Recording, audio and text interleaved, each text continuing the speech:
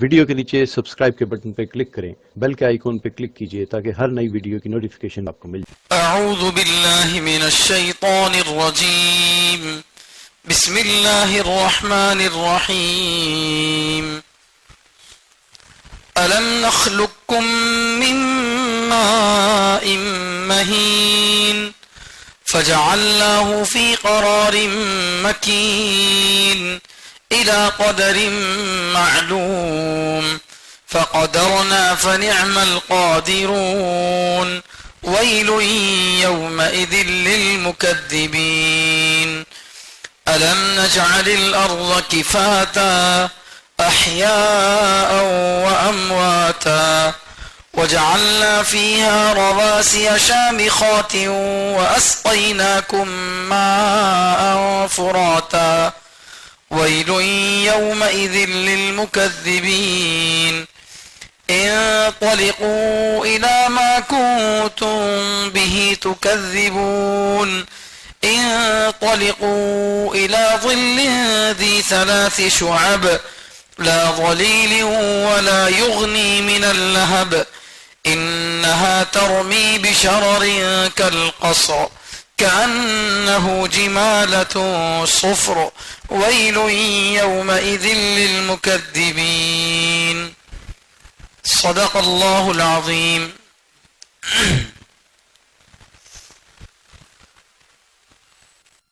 ابھی جو آیتیں آپ کے سامنے پڑھی گئی ہیں یہ 29ویں پارے کی سورۃ المرسلات کی آیتیں ہیں۔ اس سے پہلے اس سورے میں اللہ تعالیٰ نے جو باتیں بتائی ہیں اس کا مختصر خلاصہ یہ ہے کہ اس سورے میں اللہ تعالیٰ قیامت کے پر کچھ چیزوں کو مثال دے کر سمجھاتے ہوئے فرما رہے ہیں۔ ہواؤں کی مثال اللہ تعالیٰ نے دی۔ ہوائیں مختلف طرح کی ہوتی ہیں، نارمل چلنے والی ہوا، بہت سخت تیز چلنے والی ہوا، اور وہ ہوا جو بادلوں کو اکٹھا کرتی ہے اور پھر بادلوں کو بکھیر دیتی ہے۔ تو ان سب چیزوں کی اللہ نے قسم کھائی اور اس سے سمجھایا کہ جس طرح سخت ہوا آ کر چیزوں کو برباد کر دیتی ہے، اسی طرح قیامت کا جو پہلا سور ہوگا وہ بھی سخت ہوا کی طرح ہوگا جس سے ساری دنیا جو ہے مکمل ختم ہو جائے گی۔ اور کبھی ہوائیں بادلوں کو ڈھکل کر ایک جگہ جمع کرتی ہیں۔ جب بارش ہونے والی ہوتی ہے تو اس وقت آسمان پر بادل جم جاتے ہیں، ہوائیں ان کو کیا کرتی ہیں؟ ایک جگہ اکٹھا کرتی ہیں۔ تو جس طرح ایک ہوا وہ ہے جو بادلوں کو اکٹھا کرتی ہے، جمع کرتی ہے، اسی طرح سور کی جو ہوا ہوگی، سور جو ہوگا دوسری مرتبہ پھونکا جائے گا، اس سے سارے انسان ایک جگہ اکٹھے ہوں گے۔ اس طریقے سے اللہ تعالیٰ نے جو ہے ہواؤں کی قسمیں کھائی تھی۔ اب ہوا کی قسم کیوں کھائے تھے اس کو میں نے بہت تفصیل سے بتایا ہے۔ عربوں کے اندر ہوا کی کتنی اہمیت ہے اس کو اللہ تعالیٰ جو ہے سامنے رکھ کر ان چیزوں کی قسم کھائے ہیں۔ پھر اللہ تعالیٰ قیامت جب آئے گی، جب پہلی مرتبہ سور پھونکا جائے گا، اس وقت کا منظر کیا ہوگا اس کو اللہ تعالیٰ بتا رہے ہیں کہ ستارے ٹوٹ جائیں گے، آسمان پھٹ جائے گا، اور پہاڑ روئی کے گال کی طرح اڑتے پھریں گے، اور سب رسولوں کو اللہ تعالیٰ اس دن جمع فرما دیں گے تاکہ وہ اپنی امتوں کے خلاف گواہی دیں۔ تو یہ اللہ تعالیٰ بتا کر یہ فرما رہے ہیں کہ جو مشرکین یہ نبیوں سے مطالبہ کرتے ہیں کہ اگر ہم غلط ہیں تم سچ ہو تو پھر وہ عذاب کیوں نہیں لاتے آپ جس عذاب کا ہم سے وعدہ کیا جا رہا ہے، تو اللہ تعالیٰ ان سے کہہ رہے ہیں کہ اطمینان رکھو، عذاب تو ضرور آئے گا، اس کے لیے ایک وقت مقرر ہے۔ جھٹلانے والوں کے لیے اس دن، قیامت کے دن، بڑی خرابی، بڑی بربادی ہے۔ پھر اللہ نے کہا کہ ہم نے پہلے لوگوں کو بھی، یعنی قریش سے جو پہلے لوگ ہیں ان کو بھی ہلاک کیا، پھر ان کے بعد اگر تکذیب کریں گے، نبیوں کو، اللہ اور اس کے رسول کو جھٹلائیں گے، تو پھر بعد والوں کو بھی ہم کیا کریں گے؟ ہلاک کریں گے۔ چنانچہ اللہ نے کیا پہلی قوموں کو اللہ تعالیٰ نے آسمانی عذاب بھیج کر، زمین سے زلزلے اور طوفانوں کو بھیج کر ان کو برباد کیا. لیکن امت محمدیہ میں جو عذاب آیا رسول اللہ صلی اللہ علیہ وسلم کے زمانے میں، وہ عذاب آسمانی عذاب نہیں تھا، سیلاب کی شکل میں نہیں تھا، سخت ہواؤں کی شکل میں نہیں تھا، بلکہ وہ مسلمانوں کے ہاتھوں تھا. اس عذاب کی لپیٹ میں ہر کوئی آ جاتا تھا. جب سیلاب آیا تو کوئی بھی ڈوب گیا، آگ برسی تو سب بھی جل گئے. لیکن اس عذاب سے بڑے بڑے سردار مارے گئے.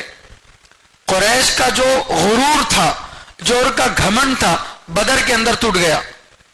بڑے بڑے کفار مارے گئے. پھر اس کے بعد جوں لڑائی آگے بڑھتی گئی، یوں ان کی ہمت اور حوصلے پست ہوتے گئے. تو اللہ نے بتایا کہ مائنارٹی اور میجارٹی اللہ کے نزدیک کوئی نہیں ہے. اگر ایمان استقامت ہے تو پھر اللہ تعالیٰ چھوٹی جماعت کو بھی غالب کر کے بتائیں گے.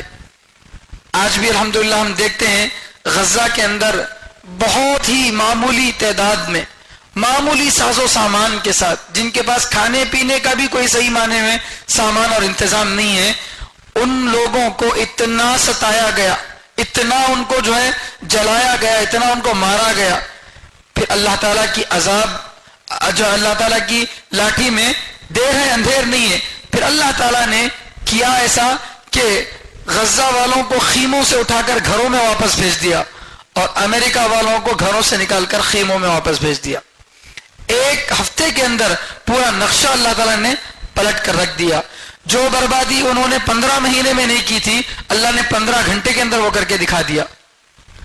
جتنا حصہ انہوں نے جلایا نہیں تھا، اس سے زیادہ حصہ اللہ نے کیا کر دیا؟ جلا کر ان کا غرور خاک میں ملا دیا. وہ تو یہ کہہ رہے تھے کہ میں پرائم منسٹر بنا ہوں، میں تو غزہ کا نقشہ مٹا دوں گا، میں عرب کو ختم کر دوں گا اور وہ کر دوں گا، میں سپر پاور ہوں. ایسی ویسی دھمکیاں دیے. تو اللہ تعالیٰ نے بھی بتا دیا کہ دھمکیاں دینے والوں ذرا سمجھ جاؤ، تمہارے سے بھی سپر پاور، سپریم پاور کوئی ہے، وہ اللہ ہے. اللہ تعالیٰ نے معمولی سا ایک جو ہے جھٹکا دیا تو سب کی عقلیں ٹھکانے پر آ گئیں، اور جو معاہدہ سالوں سے نہیں ہو رہا تھا وہ 2-4 دن میں ہو گیا.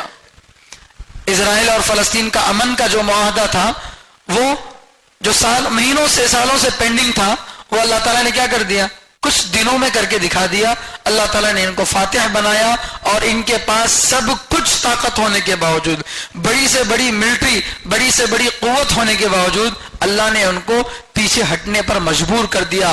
سارے غزہ کو انہوں نے چھوڑ دیا، ساری شرطیں انہوں نے مان لی، سب کچھ منہ مچ کر خاموشی کے ساتھ پیچھے چلے گئے.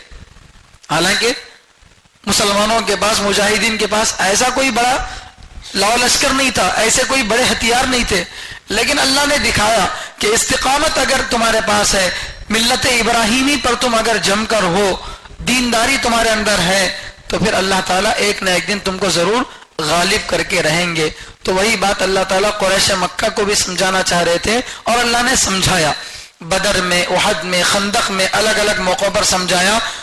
خندق کے موقع پر تو اللہ کے نبی صلی اللہ علیہ وسلم نے فرمایا الآن نغزوہم ولا یغزونا، اب آج کے بعد سے ہم ان پر اٹیک کریں گے، وہ ہم پر حملہ نہیں کر سکیں گے. اب وہ ڈیفنس موڈ میں رہیں گے، ہم اٹیکنگ موڈ پر آ جائیں گے. یہ اللہ کے نبی صلی اللہ علیہ وسلم نے جو ہے فرمایا. تو کچھ ہی سالوں میں مدینے کا نقشہ بدل گیا. تو یہ کیوں ہوا؟ اس لیے کہ اللہ تعالیٰ فرماتے ہیں تکذیب کرو گے، جھٹلاؤ گے تو اللہ تعالیٰ ذلیل کر کے رکھیں گے، ہلاک کر کے رکھیں گے. اسی کو اللہ تعالیٰ اسی سلسلے کو آگے فرما رہے ہیں الم نخلقکم من ماء مہین. ایک کافر اور متکبر انسان کو اللہ اس کی اوقات یاد دلا رہے ہیں. آج تو اپنی حکومت پر، اپنے لشکر پر، اپنی دولت پر اترا رہا ہے، گھمنڈ کر رہا ہے. ذرا اپنی پیدائش کو دیکھ لے تو کس چیز سے آخر بنا ہے؟ ایک منی کے گندے قطرے سے، جس کے لگنے سے کپڑے ناپاک ہو جاتے ہیں، جس کے بدن پر لگنے سے آدمی گھن محسوس کرتا ہے. ایسے گندے قطرے سے تجھ کو ہم نے پیدا کیا. تو اپنی ابتدا کو تو دیکھ، اپنے آغاز کو تو دیکھ. آج ایک خوبصورت انسان کے ڈھانچے میں تو ہے، اس لیے تو گھمنڈ کر رہا ہے، لیکن اپنی پیدائش کو دیکھ. اس طریقے سے اللہ تعالیٰ نے جو ہے انسان کو، خاص طور پر متکبر انسان کو، اس کے گھمنڈ کو اللہ تعالیٰ نے اتارا. اور کچھ قومیں دنیا میں ایسی ہیں جو منی کے قطرے کا احترام کرتی ہیں، اس کو بہت قابل احترام سمجھتی ہیں، اس کا بھی اللہ نے جواب دے دیا کہ منی کا قطرہ قابل احترام نہیں ہے، بلکہ وہ ذلیل ایک کمزور پانی ہے۔ تو یہ نظریہ بھی اللہ تعالیٰ نے اس آیت کے اندر جو ہے ختم فرما دیا، اور انسان کو اس کی پیدائش پر غور کرنے کا حکم دے کر قیامت کے ثابت ہونے کو آسانی سے سمجھا دیا۔ اللہ تعالیٰ بتا رہے ہیں کہ جس طرح ہم نے تم کو پیدا کیا ایک منی کے قطرے سے، تو پہلی مرتبہ جب ہم نے پیدا کیا تو دوسری مرتبہ پیدا کرنا کوئی مشکل ہے؟ کوئی بھی کام پہلی مرتبہ مشکل ہوتا ہے، دوسری مرتبہ اتنا مشکل نہیں ہوتا ہے، تجربے کی بات ہے۔ تو جب ہم نے ساری کائنات کو بنا دیا، تم سب کو جو ہے اللہ بنائے اور بنا رہے ہیں، تو پھر کیا ان کو دوبارہ زندہ کرنا اللہ کے لیے کوئی مشکل ہے؟ جب مشکل نہیں ہے تو پھر تم مرنے کے بعد کی زندگی کا کیوں انکار کر رہے ہو؟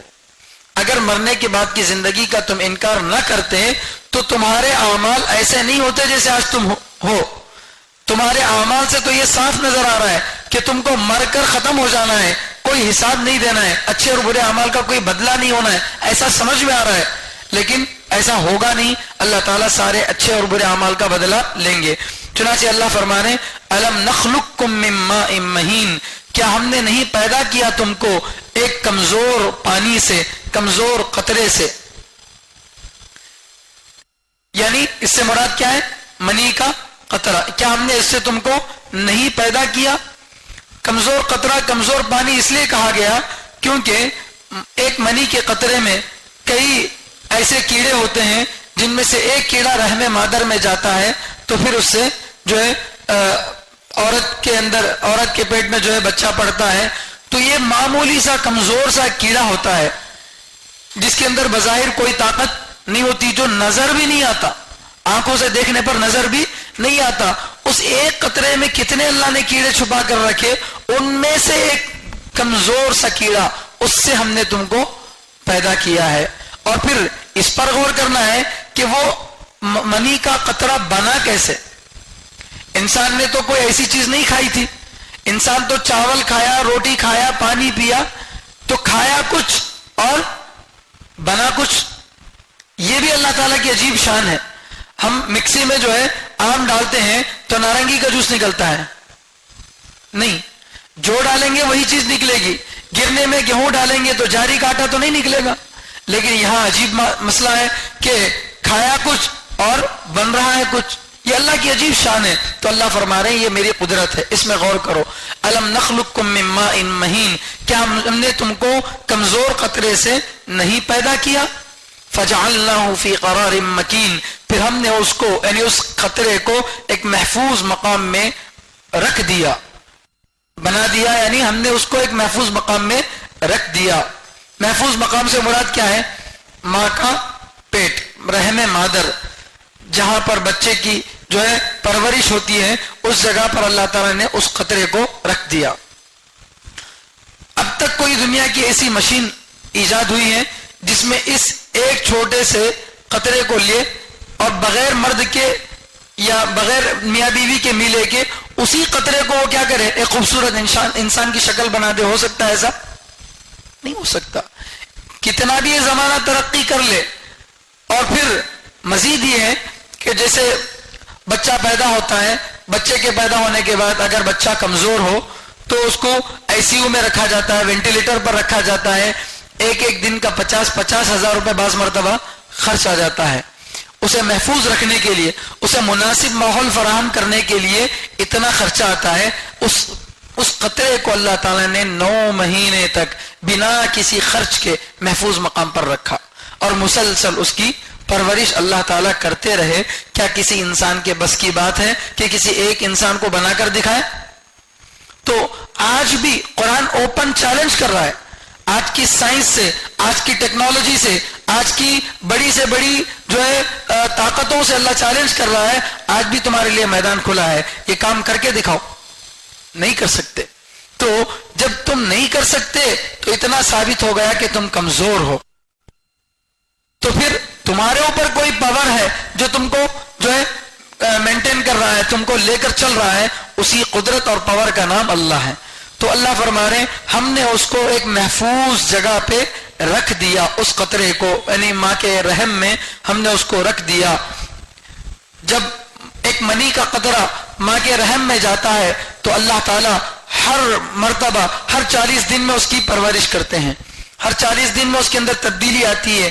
وہ ایک منی کے قطرے سے خون کا جمع ہوا خون بنتا ہے، پھر اللہ تعالیٰ گوشت کا لوتھڑا اس کو بناتے ہیں، پھر ہڈیاں آتی ہیں، ہڈیوں پر پھر چمڑا اللہ تعالیٰ ڈالتے ہیں، پھر اس کے بعد 4 مہینے گزرنے کے بعد اللہ تعالیٰ اس میں روح ڈالتے ہیں. یہ مختلف مراحل میں ماں کے پیٹ کے اندر کون سی مشین گئی، کس نے اس کو جو ہے اندر جان ڈالی، کون ایسی چیز ہے، کون سی ایسی چیز ہے جو اندر اس کو غذا پہنچا رہی ہے.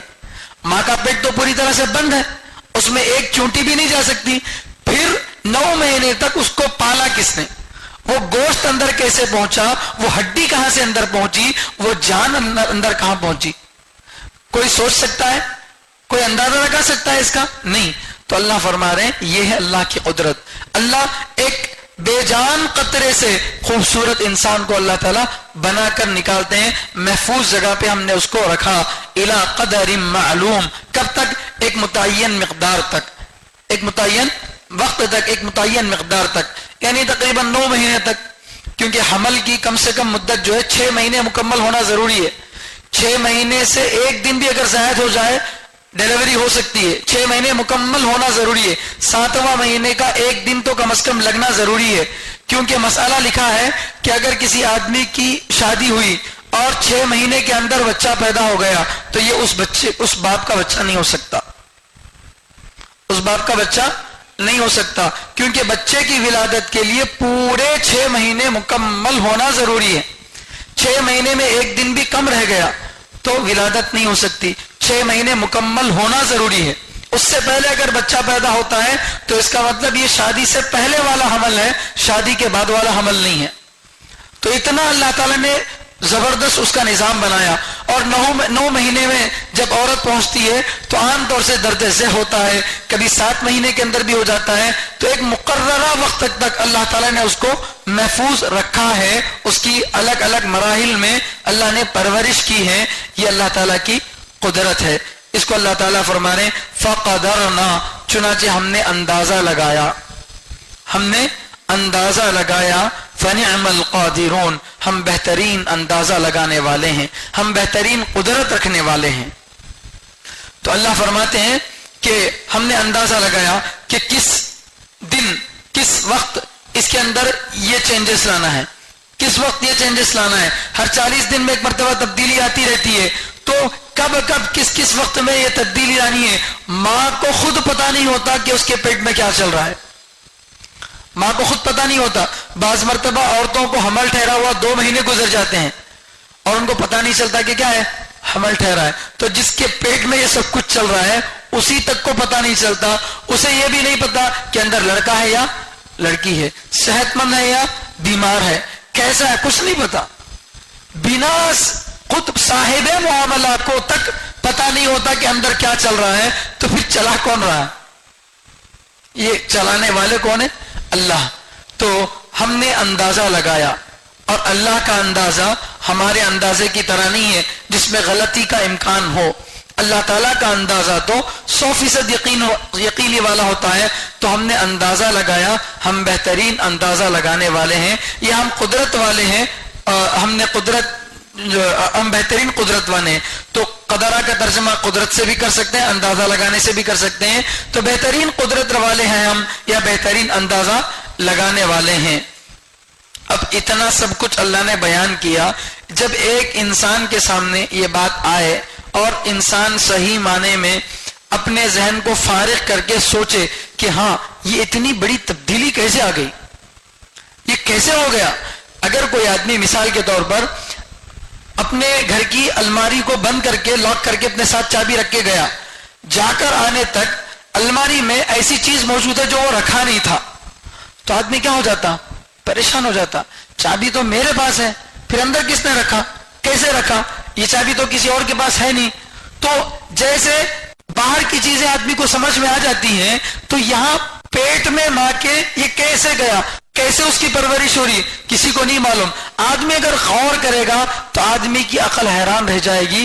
یہ صرف ایک اللہ ہی کا کام ہو سکتا ہے, اللہ کے علاوہ کوئی ڈاکٹر ایسا نہیں کر سکتا. کیونکہ اگر ڈاکٹر کے ہاتھ میں یہ کام ہوتا تو بہت سارے ڈاکٹر بے اولاد نہیں ہوتے, اور ڈاکٹر ہر آدمی کو صاحب اولاد بنا دیتے. بہت سارے لوگ نا امید ہو کر لاکھوں روپے خرچہ کر کے بھی نا امید ہے.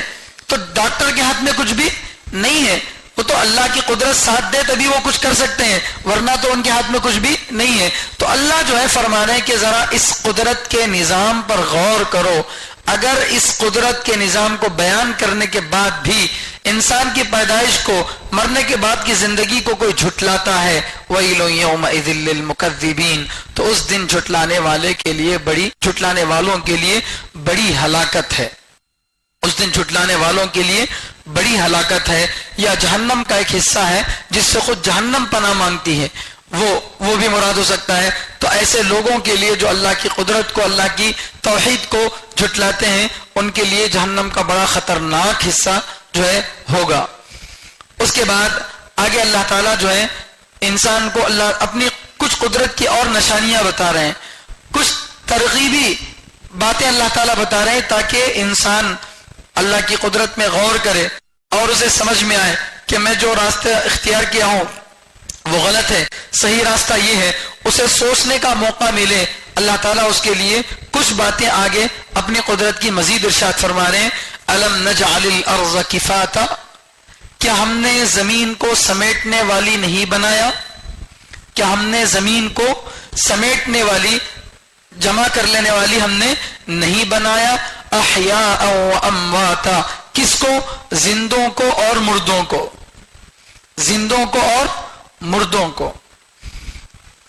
یہاں اللہ تعالیٰ مرنے کے بعد کی زندگی کو آسان طریقے سے سمجھا رہے ہیں کہ دیکھو تم سب کو ہم نے مٹی سے پیدا کیا, کیونکہ ہم نطفے سے پیدا ہوئے ہیں, لیکن ہمارے دادا باوا آدم علیہ السلام وہ کس سے پیدا ہوئے؟ وہ تو نطفے سے نہیں پیدا ہوئے. میں نے اس سے پہلے اس مسئلے پر بات کی ہے کہ انسان کو کبھی قرآن میں فرمایا گیا منی سے پیدا ہوا, کبھی فرمایا گیا مٹی سے پیدا ہوا. تو کیا مسئلہ ہے؟ تو اول انسان حضرت آدم علیہ السلام, ان کو اللہ تعالیٰ نے کس سے پیدا کیا؟ مٹی سے پیدا کیا. اور ان کی بیوی حضرت حوا کو بھی اللہ نے مٹی سے ہی پیدا کیا, کیونکہ وہ ان کے نطفے سے پیدا نہیں, وہ ان کی بیٹی نہیں تھے. پھر اس کے بعد ان کے بعد جو آنے والے ہیں ان کے لیے اللہ تعالیٰ نے کیا سلسلہ رکھا؟ منی سے پیدا ہونے کا اللہ تعالیٰ نے نظام بنایا. تو اللہ تعالیٰ فرما رہے ہیں اسی مٹی سے ہم نے تم کو پیدا کیا اور ایک خوبصورت 6 فٹ کا انسان ہم نے تم کو بنایا, اور جب تم مر جاؤ گے تو واپس اسی مٹی میں تم کو دفن ہونا ہے, واپس اسی مٹی میں دفن ہونا ہے. تو تمہارا پیدا ہونا بھی اسی مٹی سے, مر کر دفن ہونا بھی اسی مٹی سے. جب اسی مٹی سے ایک مرتبہ پیدا ہوئے ہو اور ایک مرتبہ اس میں جاؤ گے تو کیا دوبارہ اس سے نہیں اٹھا سکتے تم کو ہم؟ اسی مٹی سے تمہارا پیدا ہونا بھی ہوا, اسی میں تمہارا دفن ہونا بھی ہوا, تو کیا اس مٹی سے ہم دوبارہ تم کو پیدا نہیں کر سکتے؟ ضرور پیدا کریں گے. منہا خلقناکم وفیہا نعیدکم ومنہا نخرجکم تارۃ اخری.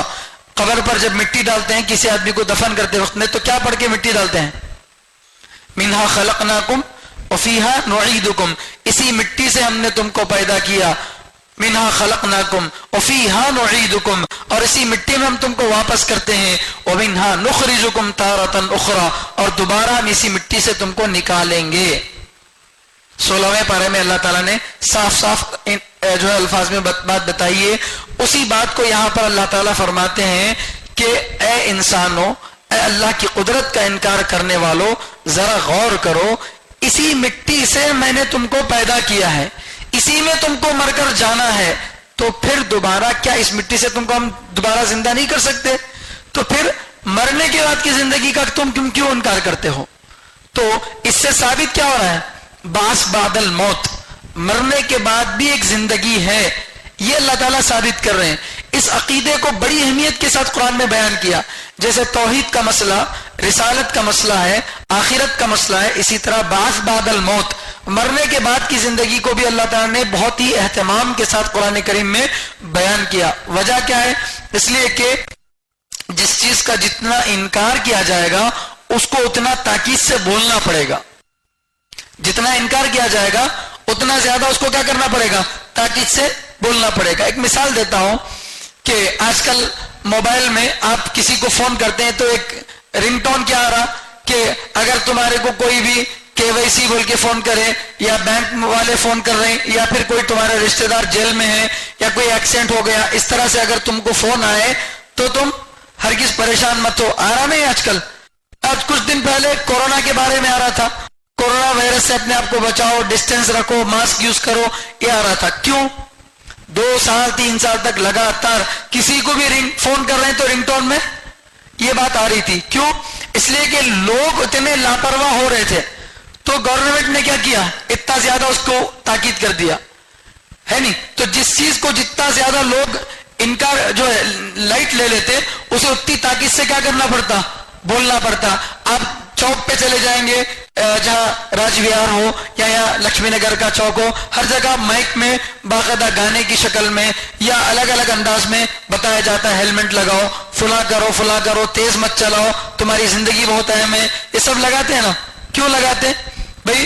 ہو سکتا کبھی نہ کبھی ہماری بات اس کے دل میں اتر جائے، شاید کہ اتر جائے تیرے دل میں میری بات.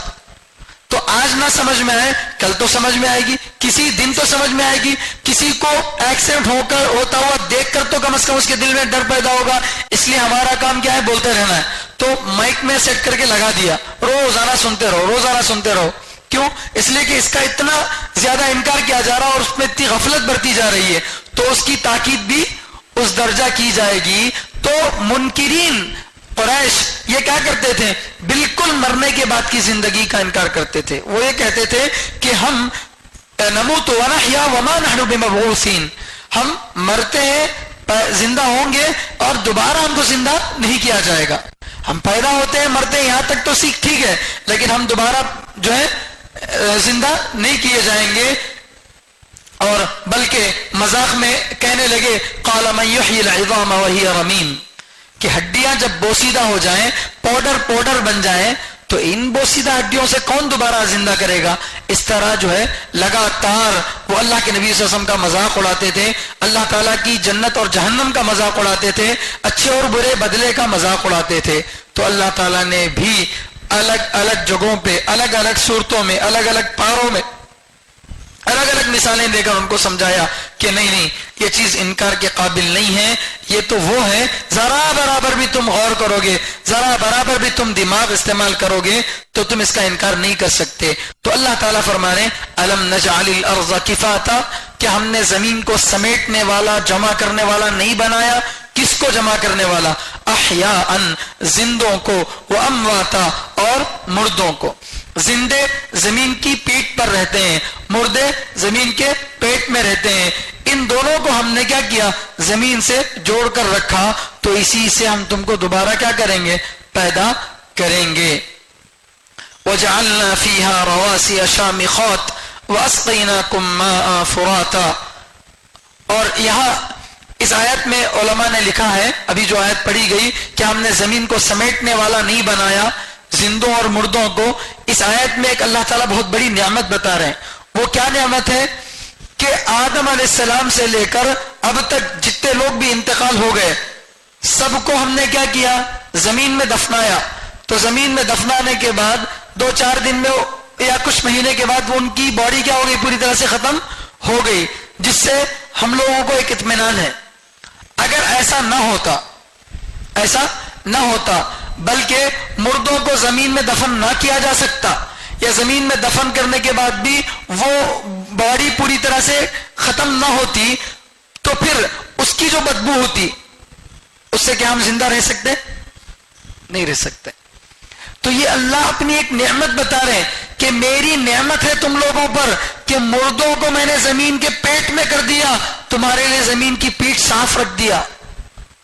جب قیامت کا قریب کا وقت ہوگا، حضرت امام مہدی علیہ السلام جب آئیں گے تو اس وقت علیہ السلام بولنے سے وہ پیغمبر نہیں ہو جائیں گے، رضوان اللہ علیہ مجمعین بھی بول سکتے ہیں. تو بہرحال امام مہدی جب آئیں گے تو امام مہدی کے زمانے میں، حضرت عیسیٰ علیہ السلام کے زمانے میں کیا ہوگا؟ یاجوج ماجوج جب نکلیں گے تو یاجوج ماجوج کے گردن پر ایک پھوڑا ہوگا جس سے پوری دنیا میں جہاں جہاں بھی یاجوج ماجوج ہوں گے وہ سب کے سب کیا ہو جائیں گے؟ ختم ہو جائیں گے. دنیا کا سب سے بڑا فتنہ یاجوج ماجوج کا فتنہ ہے، جو جس جگہ جاتے اس جگہ کو ویران اور برباد کر دیتے تھے.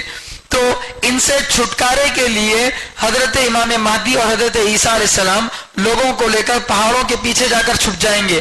تو اللہ تعالیٰ یاجوج ماجوج پر ایک عذاب نازل کریں گے، پھوڑا پھوٹ کر وہ پوری کی طرح سے جو ہے مر جائیں گے. تو ایک تو مصیبت ختم ہوئی، کیا ہوا کہ دشمن کیا ہو گیا؟ مر گیا. مگر دشمن ایک دو تو نہیں ہے، وہ تو زمین میں پھیلے ہوئے ہیں، جدھر دیکھو ادھر لاشیں، جدھر دیکھو ادھر لاشیں ہیں. تو اب ان لاشوں کی جو بدبو ہے اس سے پھر جینا مشکل ہو جائے گا. یہ ایک مسئلہ ہوگا، دشمن تو مر گیا لیکن اس کی بدبو باقی رہ گئی. تو اب اللہ تعالیٰ بڑے بڑے پرندوں کو بھیجیں گے، جو پرندے ان کی لاشوں کو اٹھا کر ایسی جگہ لے جا کے ڈال دیں گے جہاں کوئی نہیں جانتا. پھر اللہ تعالیٰ ایک زبردست بارش نازل فرمائیں گے جس سے زمین آئینے کی طرح صاف ہو جائے گی. یہ حدیث میں موجود ہے بات. تو اس والی مثال سے میں آپ کو یہاں کی بات سمجھا رہا ہوں کہ جس طرح قیامت کے قریب ایک وقت آئے گا جب مردوں کو زمین کے اندر نہیں ڈال سکتے، کیونکہ ایک دو مردے نہیں ہیں، ہزاروں لاکھوں کی تعداد میں مردے پڑے ہیں. تو یہ مردہ زندوں کے لیے کیا بن جائے گا؟ وبال جان بن جائے گا، ہے نہیں؟ تو یہ جو ہے مصیبت تھی. لیکن اللہ تعالیٰ نے انسانوں پر کیا نعمت فرمائی کہ مردوں کو زمین کی پیٹ میں اور زندوں کو زمین کی پیٹ پر رکھ دیا.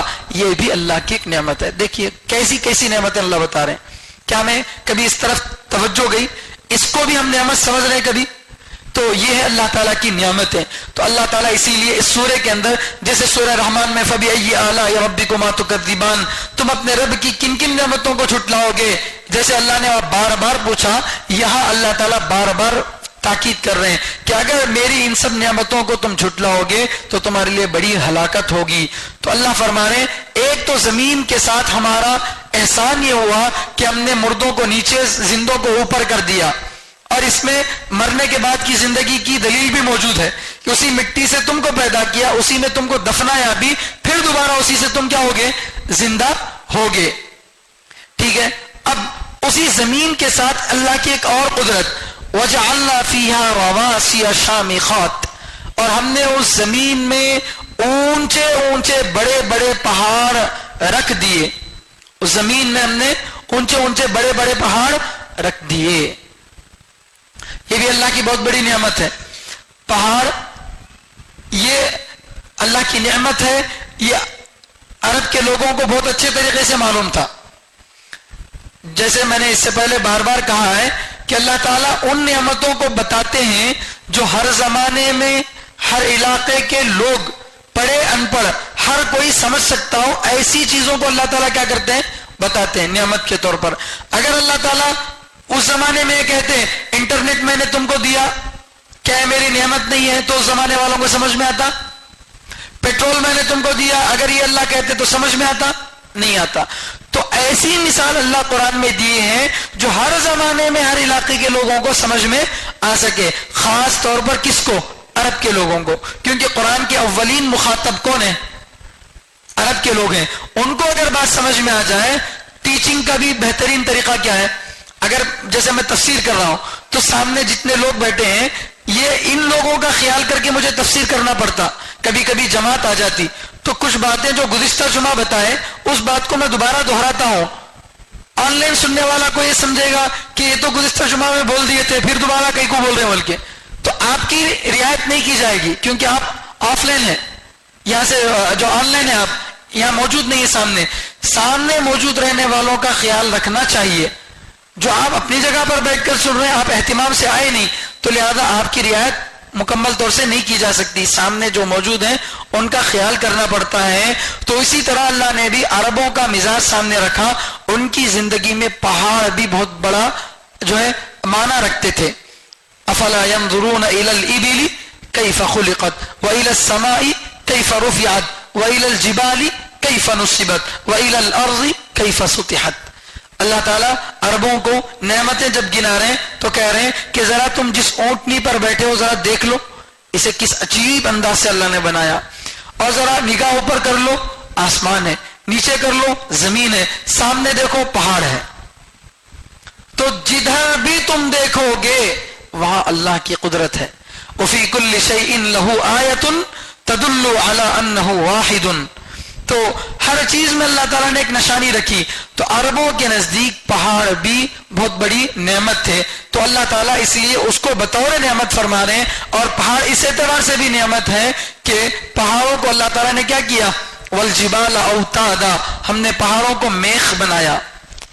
اس سے زمین ڈاول ڈول ہونے سے کیا ہوتی ہے, بچتی ہے. جیسے کشتی پانی میں جائے تو پانی جب بہت زیادہ آتا ہے تو کشتی ہلنے لگتی ہے, لیکن اگر کشتی کا لنگر ڈال دیا جائے, اس کی جو موٹی موٹی زنجیریں ہیں وہ اگر ڈال دی جائیں تو پھر کشتی کا ہلنا کیا ہو جاتا ہے, کم ہو جاتا ہے.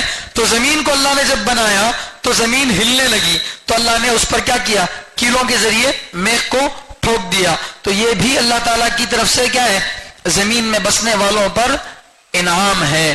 تو اسی لیے اللہ فرما رہے ہیں ہم نے اس زمین میں اونچے اونچے مضبوط پہاڑ بنائے.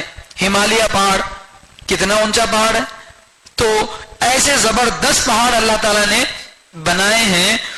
وَأَسْقَيْنَاكُمْ مَاءً فُرَاتًا, اور ہم نے تم کو میٹھا پانی پلایا, اور ہم نے تم کو میٹھا پانی, ماءً فُرَاتًا, فرات یعنی میٹھا, اور ہم نے تم کو میٹھا پانی پلایا. تو میٹھے پانی کو بھی اللہ تعالیٰ نعمت کے طور پر ذکر کر رہے ہیں. یہ یا تو مستقل ایک نعمت ہے یا پھر زمین کے تابع ایک نعمت ہے. جیسے زمین کے بارے میں اللہ تعالیٰ بتائیں کہ اس سے زندوں کو مردوں کو جو ہے تعلق ہے, اسی طرح اسی زمین کو روکنے کے لیے پہاڑ اللہ نے بنائے. اسی زمین سے کیا نکلتا ہے, میٹھا پانی نکلتا ہے. اسی زمین سے میٹھا پانی نکلتا ہے, پانی پینے کے قابل پانی نکلتا ہے. تو یہ اللہ تعالیٰ کی نعمت ہے. ورنہ سمندر کا کھارا پانی آدمی کتنے بار پی سکتا ہے, کیا پیٹ بھر کے پی سکتا ہے, کیا اس سے پانی آدمی کی جو ہے پیاس بجھتی ہے, نہیں. تو اللہ نے پانی میں بھی میٹھا جو پانی بنایا ہے یہ بھی اللہ تعالیٰ کی کیا ہے, نعمت ہے. جو بسلری واٹر آتا ہے ایک بوٹل 20 روپے میں 15 روپے میں بیچتے ہیں, اگر ٹھنڈا ہو تو 50 روپے میں بیچتے ہیں. تو یہ ایک بوٹل پانی 50 روپے میں ہے. اگر اللہ بھی یہ کہیں کہ ایک گھڑا پانی تم کو ملنا ہو تو پورے گھر والے مل کر ایک قرآن پڑھنا, کیا پورے گھر والے مل کر فجر کی نماز پڑھے تو اس نل میں قطرہ پانی آتا, نہیں تو نہیں آتا. ایسا اگر زبردستی اللہ فیس لگا دیتے, اگر تم ظہر کی نماز نہیں پڑھے تو دوپہر کا کھانا تمہارے گھر کو نہیں آتا, ایسا اگر اللہ زبردستی فیس لگا دیتے تو دنیا کا نظام چل سکتا نہیں. اللہ نے میٹھا پانی کتنا عام رکھ دیا, جس کی جتنی ضرورت تھی اللہ نے اس کو اتنا عام کر دیا. ہوا اللہ کی بہت بڑی نعمت ہے, اسے اللہ نے کیا کر دیا, عام کر دیا. آگ اللہ کی نعمت ہے, اس کے بغیر آدمی پکا نہیں سکتا, اسے بھی اللہ نے عام کر دیا. اسی طرح گھاس, اسی طرح سے پانی, ان سب نعمتوں کو کیا کر دیا اللہ نے, عام کر دیا. تو ہم نے اس زمین میں میٹھا پانی رکھا. یا تو پانی ایک اللہ کی مستقل نعمت ہے یا پھر زمین کے تابع ایک نعمت ہے. سورہ ملک میں اللہ تعالیٰ فرما رہے ہیں قُلْ أَرَأَيْتُمْ إِنْ أَصْبَحَ مَاؤُكُمْ غَوْرًا فَمَنْ يَأْتِيكُمْ بِمَاءٍ مَعِينٍ. تو ذرا بتاؤ کہ اگر اللہ تعالیٰ پانی کو زمین کی لیول سے اور نیچے لے کر جائیں تو کوئی ہے جو اس کو اوپر لے آ سکتا ہو, ہے؟ آج تک زمین کی کھدائی کا جو ریکارڈ ہے, میں نے جو سنا ہے وہ بہت زیادہ بڑی بڑی مشنریوں سے جو کھودا گیا, بڑی مشکل سے 3-4 کلومیٹر یا 6 کلومیٹر تک کھودا گیا نیچے زمین تک. وہ بھی ایک ہی مرتبہ کا ایکسپیریمنٹ ہے, اس سے زیادہ کھودنے پر نہ مشینیں کام کر رہی نہ پائپ کام کر رہے ہیں. تو بہت بڑی رقم لگا کر زمین کو ایک جگہ پر اتنا کھودا گیا. اگر مان لو زمین 4-6 فٹ پانی اس کے اندر نہ ہوتا بلکہ 10 کلومیٹر اندر پانی ہوتا, اور اللہ تعالیٰ یہ کہتے ہیں کہ آپ 10 کلومیٹر کھودو تبھی پانی نکلے گا, تو پھر انسانوں کے لیے کتنی بڑی مصیبت ہو جاتی. کوا دالا کنکر پانی آیا اوپر کی طرح, اللہ اگر یہ کہتے 2 رکعت نماز پڑھو گے تو گلاس پانی ملے گا, نہیں تو نہیں ملے گا. ایسا اگر اللہ کر دیتے تو یہ اللہ نے ایسا نہیں کیا. اسی لیے اللہ تعالیٰ فرما رہے یہ میری نعمت ہے, اس کو میں نے تمہارے لیے کیا کر دیا, عام کر دیا. تو چونکہ ہمارے پاس پانی کی بہت بڑی فراوانی ہے، الحمدللہ جگہ جگہ ندیاں ہیں، مسلسل بارش ہمارے پاس ہوتی ہے، خاص طور پر یہ ساؤتھ کا جو ایریا ہے یہاں تینوں موسم ہے، سردی بھی ہے، گرمی بھی ہے، بارش کے دنہ بھی ہے۔ اگر آپ یو پی وغیرہ کی طرف جائیں گے تو آپ 2 ہی موسم آپ کو دکھیں گے، گرمی سردی، بارش کا کوئی مستقل موسم نہیں ہوتا۔ اب عرب میں چلے جائیں گے تو وہاں بارش کا کوئی نظام ہی نہیں مستقل، تو وہاں پانی کی بڑی قلت ہے۔ جیسے ہمارے پاس پیٹرول کی قیمت ہے ویسا ان کے پاس کس کی قیمت ہے؟ پانی کی قیمت ہے۔ تو اب یہ آیت کس کے اوپر نازل ہو رہی ہے؟ عربوں پر۔ اب ان کو سمجھ میں آتا کہ میٹھے پانی کی کیا قیمت ہے، تو اللہ فرما رہے ہیں کہ زمین میں ہم نے میٹھا پانی رکھا ہے، یہ اللہ کی نعمت ہے۔ اگر اللہ اس کو بیچنا چاہیں اور اس کو جو ہے ایسا رکھ دیں تو پھر انسان خرید نہیں سکتا، تو ہم نے اس میں تمہارے لیے جو ہے میٹھا پانی بنایا۔ اب یہ سب اللہ کی نعمتیں ہیں، زمین میں رہنے والے پہاڑ اور زمین سے نکلنے والا میٹھا پانی، یہ سب اللہ کی نعمت ہے۔ تو ان نعمتوں کو استعمال کر کے بھی اگر کوئی اللہ کو نہ پہچانے، مخلوق کو دے کر خالق تک نہ پہنچے، تو ویل یومئذ للمکذبین، اس دن جھٹلانے والوں کے لیے بڑی ہی ہلاکت ہے، اس دن جھٹلانے والوں کے لیے بڑی ہی ہلاکت ہے۔ انطلقوا الى ما كنتم به تكذبون، انطلقوا تم چلو، انطلقوا تم چلو، الى ما اس چیز کی طرف، كنتم به تكذبون جس کو تم جھٹلاتے تھے، اس چیز کی طرف چلو جس کو تم زندگی بھر جھٹلاتے تھے، یہ کہتے کہ یہ نہیں ہوگا۔ کہاں؟ کس چیز کی طرف؟ میدان قیامت کی طرف۔ زندگی بھر تو یہی کہہ رہے تھے نا کہ قیامت آئے گی نہیں، جزا اور سزا نہیں ہوگی، جو کچھ بھی ہم نے کیا سب یہی ختم ہو جائے گا، جو تم جھٹلاتے تھے اسی چیز کی طرف آج چلو۔ تو یہ انداز دیکھیے کیسا ہے۔ اگر کوئی بچہ یہ کہے کہ امتحان نہیں ہے، امتحان نہیں ہے، حالانکہ امتحان تھا، تو اب صبح میں اٹھا تو پتا چلا کہ پکا امتحان شروع ہو گیا، تب جو ساتھی اس سے کہتے تھے کہ ہمیں بولے نہیں تیرے کو امتحان ہے بول کے، مگر مانا نہیں، چل اس امتحان کے پاس، اس امتحان میں چل جس کو تم مانتا نہیں تھا۔ تو ایسا بولنے کا مقصد کیا؟ مزید تکلیف ہونا بول کے۔ جس چیز کا تم انکار کرتے تھے، جس چیز کو تم نہیں مانتے تھے، آج وہ چیز تمہاری آنکھوں کے سامنے ہے، آج وہ چیز تمہاری آنکھوں کے سامنے ہے، ہونے والی نہیں، وہ ہو چکی ہے۔ تو لہذا چلو، اب تم کو اپنے اچھے اور برے اعمال کا بدلہ لینا ہے۔ کس طرف جانا ہے؟ انطلقوا الى ظل ذی ثلاث شعب، چلو اس سائے کی طرف جو 3 حصوں والا ہے۔ انطلقوا چلو، الى ظل، ظل کے معنی سایہ، الى ظل ایسے سائے کی طرف، ذی ثلاث شعب جو 3 شاخوں والا، 3 حصوں والا ہے۔ کیا مطلب؟ جیسے حدیث میں یہ بات آئی ہے کہ کل قیامت کے دن 7 لوگ عرش کے سائے کے نیچے ہوں گے، سبعۃ یظلھم اللہ فی ظلہ یوم لا ظل الا ظلہ، 7 لوگ ایسے ہوں گے جن کو اللہ تعالیٰ اس دن اپنے عرش کا سایہ عطا فرمائیں گے جس دن عرش کے علاوہ کوئی اور سایہ نہیں ہوگا۔ انصاف کرنے والا بادشاہ، فلاں فلاں فلاں بول کے اس میں 7 قسمیں بتائی گئی۔ تو جیسے ایمان والے نیک لوگوں کے لیے عرش کا سایہ ہوگا، ویسے ہی کفار کے لیے، کافروں کے لیے ایک سایہ ہوگا، مگر یہ عرش کا سایہ نہیں ہوگا، یہ جہنم کی آگ نکلے گی، اور جہنم کی آگ سے جو دھواں نکلے گا، اس دھوئیں کا سایہ ان پر ہوگا، اس دھوئیں کا سایہ ہوگا۔ لاس اینجلس میں جو آگ لگی ہے، وہاں آگ کا جو دھواں آپ دیکھیں گے تو کوئی ویڈیو اس کا احاطہ نہیں کر سک رہی، سیٹلائٹ سے جو ہے اس کی ویڈیو بنانے کی کوشش کی جا رہی، بڑے بڑے ہیلی کاپٹر سے جا کر اس کی ویڈیو بنانے کی کوشش کی جا رہی، اتنا گھنا دھواں اٹھا ہے آگ لگنے کی وجہ سے، 170 کلومیٹر دور جو ہے آگ لگی ہے، تو اس کا جو دھواں ہے اس قدر بھیانک ہے کہ لوگوں کا جینا مشکل ہو گیا۔ خالی گھر کے اندر اگر تھوڑا سا پکوان ہو جائے اور گھر میں روٹیاں ڈالنے کی وجہ سے دھواں بھر جائے تو آدمی کی جو ہے کھانسی نکل جاتی ہے، آدمی کو تھوڑی دیر کے لیے اندر رہنا گھٹن محسوس ہوتا ہے۔ تو قیامت کے میدان میں جب تک فیصلہ نہیں ہوگا تب تک جو ہے ان کافروں پر اللہ تعالیٰ دھوئیں کا سایہ رکھیں گے. کس کا سایہ؟ دھوئیں کا سایہ. اور یہ دھوئیں کا سایہ اوپر جائے گا، 3 حصوں میں بٹ جائے گا.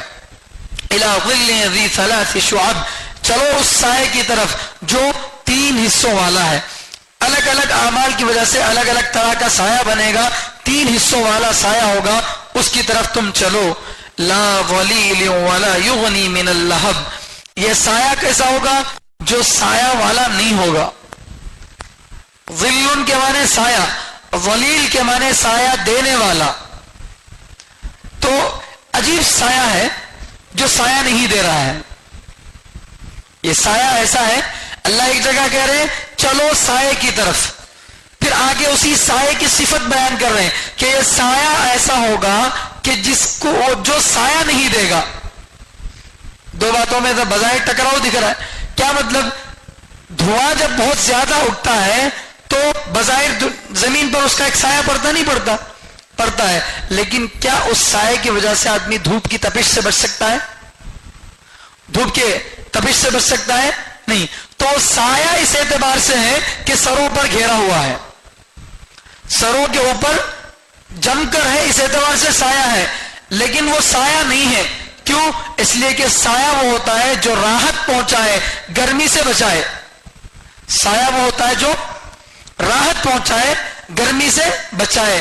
اس سائے میں نہ ٹھنڈک ہوگی، نہ راحت ہوگی، نہ یہ گرمی سے بچا سکے گا. اسی لیے اللہ فرما رہے لا ظلیل، وہ سایہ سایہ دینے والا نہیں ہوگا، یعنی اس میں کوئی راحت نہیں ہوگی. ولا یغنی من اللہب، اور وہ انگاروں سے نہیں بچائے گا، انگاروں سے نہیں بچائے گا. یعنی جو گرمی ہوگی قیامت کے میدان کی، اس گرمی سے یہ بچانے والا نہیں ہوگا. تو پھر اس کو سایہ کہنا ایک گویا کے مذاق کے طور پر، مذاق جیسے بچے کو بولتے ہیں نا کہ اگر ابا گھر میں غصے میں ہے اور بچہ نماز نہیں پڑھا تو ابا گھر میں ایک بھائی کو داغے خوب دھو رہے، دوسرا آیا تو اب کیا بولتے ہیں؟ جا تیری شادی کرتی ہیں تلے، بابا تیری شادی کرتی ہیں تلے. تو کہاں دیکھے بچی بول کو نہیں پوچھنا، کیونکہ وہاں شادی سے حقیقت والی شادی مراد نہیں ہے. مذاق اڑانے کے لیے کیا کہہ دیا گیا؟ شادی بول دیے، ورنہ وہ حقیقت میں شادی نہیں ہے. نکاح کب ہے، ولیمہ کب ہے، کوئی پوچھتا نہیں. تو ویسا ہی یہاں پر اس کو کیا کہہ دیا گیا؟ سایہ کہہ دیا گیا. کیسے؟ مذاق میں. ان کا مذاق اڑایا جا رہا جہنمیوں کا کہ ارے ایمان والوں کو تو ایک عرش کا سایہ مل گیا، تمہارے کو بھی ایک سایہ دے رہا ہوں میں، لیکن فرق یہ ہوگا کہ اس سے کچھ سایہ ملے گا نہیں، کوئی راحت نہیں ملے گی، اور انگاروں سے وہ بچائے گا نہیں ہے. اب یہ سایہ کہاں سے نکلے گا؟ جہنم سے. جہنم کی آگ نکلے گی، اور جہنم کی آگ سے جو دھواں نکلے گا وہ دھواں اس طرح کا سایہ بنائے گا. تو اس جہنم کی آگ کا جو ہے اس کی صورتحال کیسی ہوگی، وہ آگ کیسی ہوگی؟ اللہ فرما رہے انہا ترمی بشرر کالقصر، یقیناً وہ آگ پھینکے گی ایسے شراروں کو، ایسی چنگاریوں کو جو محل کے برابر ہوں گی.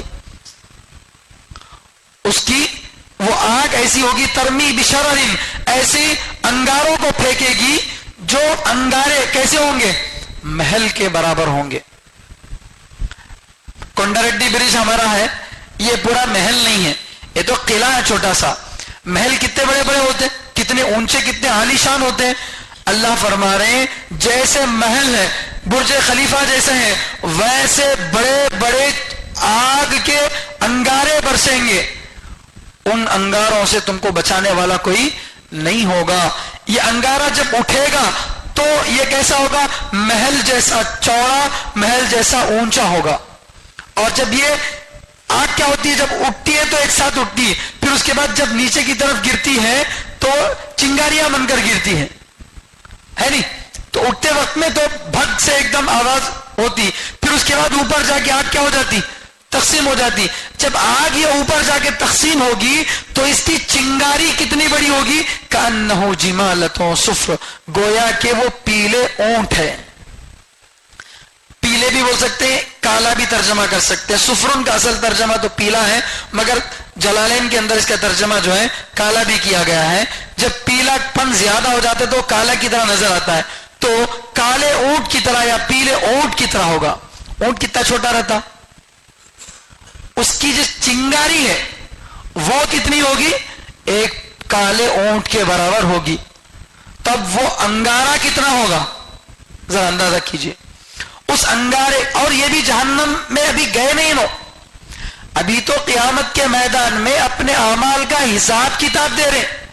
हिसाब किताब देते वक्त में जहन्नम से ऐसी भयानक आग निकलेगी, उस आग का धुआं इन पर साया करेगा, तो आग उठते वक्त में कैसी होगी, महल जैसी ऊंची और महल जैसी चौड़ी होगी। और जब ऊपर जाके इसकी चिंगारियां बनेंगी तो वो चिंगारियां कितनी बड़ी होंगी, कअन्नहु जिमालतुन सुफ्र, गोया कि वो पीले पीले ऊंट हैं।